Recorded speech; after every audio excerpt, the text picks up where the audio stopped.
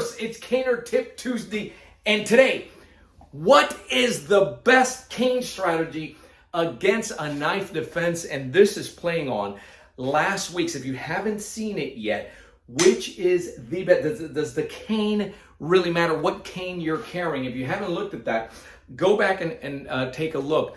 But it prompted the question, hey, can you talk about the differences in cane strategy, depending on the cane you're using and which is the best one? Hey, before we do that, a warm welcome, especially to those of you early in 2024. If you're here for the first time and you're just learning about this, go ahead and hit that subscribe button and the little bell icon so that you don't miss any future content.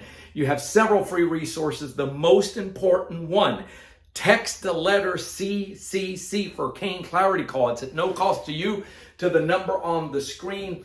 And in less than 24 hours, we will be in a conversation finding out what's important to you, why you're even watching this, where your interest lies. More importantly, how can you get cane trained? We'll answer all your questions pertaining to the cane culture so that way you have a functional plan. Trust me, it's gonna save you time, funds, and frustration. You also have Facebook groups that are open to the general public. Read the description, request entry, that will let you write in.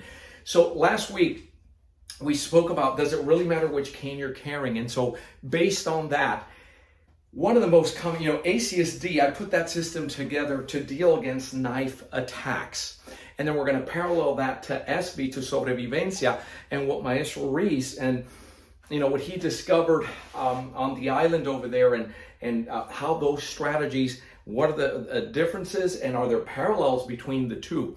We know for a fact that the canes used are different, right? This is the Robaina Raven. This is aircraft grade aluminum. This is still our top seller.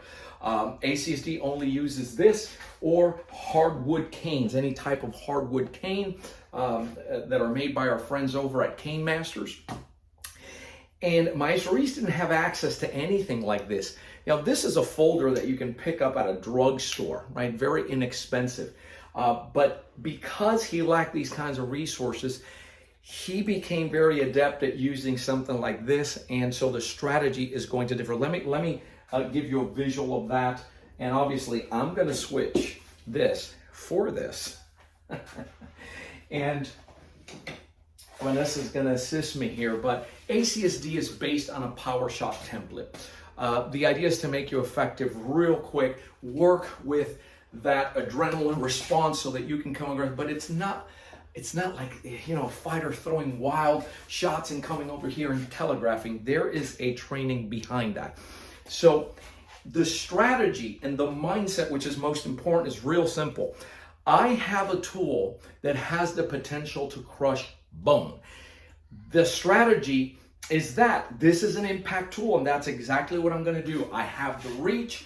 I developed that PSA formula, that power, speed, accuracy. I've trained to do that in a variety of drills, which is beyond the scope of this. That's what we do in your foundational training in that 6-week challenge. And you're moving essentially forward, and you're loud, aggressive. It's an aggressive strategy. So listen carefully. Both ACSD and Sobrevivencia, the ultimate strategy is to not be there. So this I'm going to share with you is assuming that you cannot get away.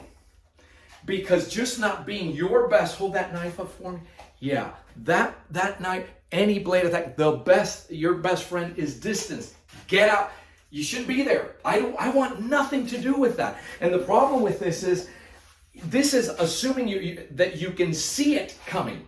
So somebody drew this and is threatening you or whatever, because up close, if you're turned around and they come in here and they start doing this, or, it's fast, and we have training for that.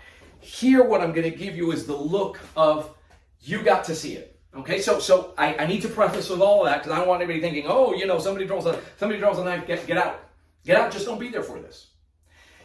So my mind frame is, I'm not getting into a sparring match with you here. I'm not wagging the tail and tapping on the hand and being very cautious, because all she needs to do here, okay, is slap the cane with the other hand and get in and slap it to the inside, boom, just slap it and come right in and start stabbing me. That's the reality. Just because you have the cane and she has a knife and you have a longer tool doesn't automatically, that doesn't, that's not a victory for you.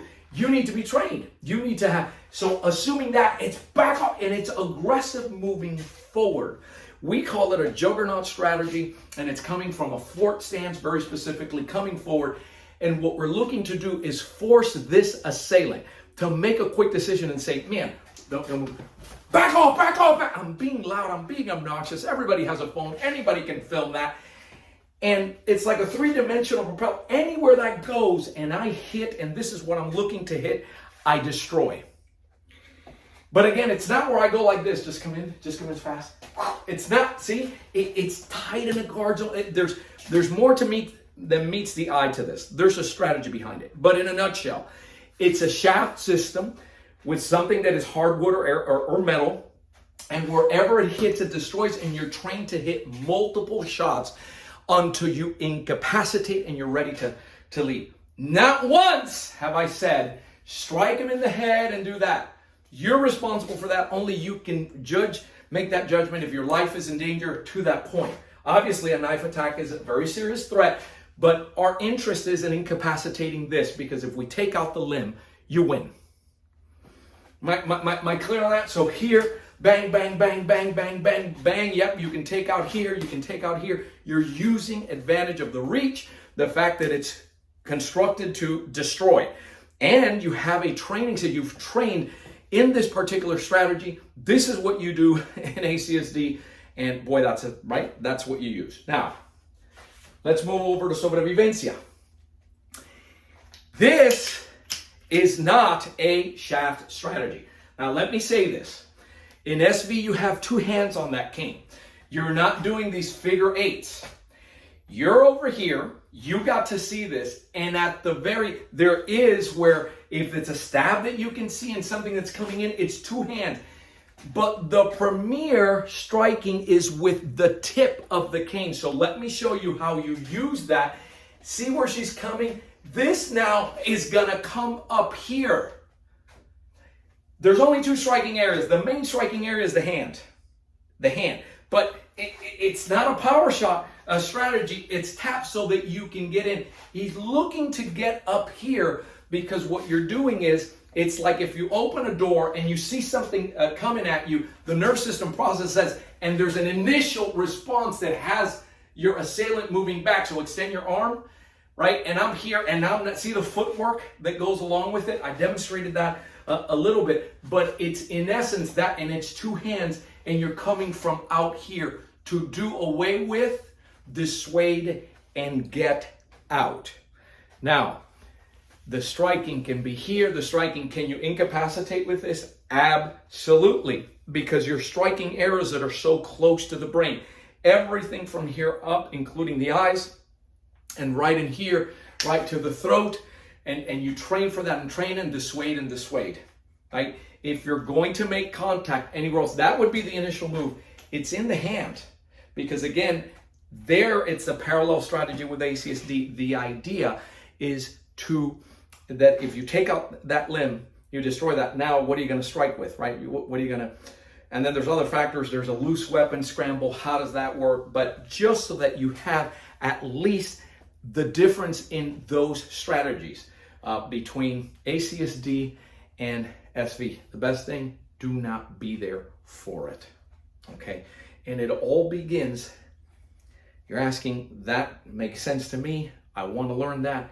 Where do I start this off? First of all, for Sobrevivencia, there's only one way to do it, and that's on the Patreon membership. Whether you're doing it monthly, or you can save yourself 15% by doing an annual membership. The best thing to do before you do anything, text those letters CCC to the number on the screen. Let's have a conversation. Let's see where you're at. It's still early in 2024. We still have a couple of spots available for the February immersion. If you like Sobrevivencia, that's the one that you want to attend in preparation for September, which is the level 2. But before any of this, let's have a conversation. All right. Thanks for watching. Keep caning. Stay safe.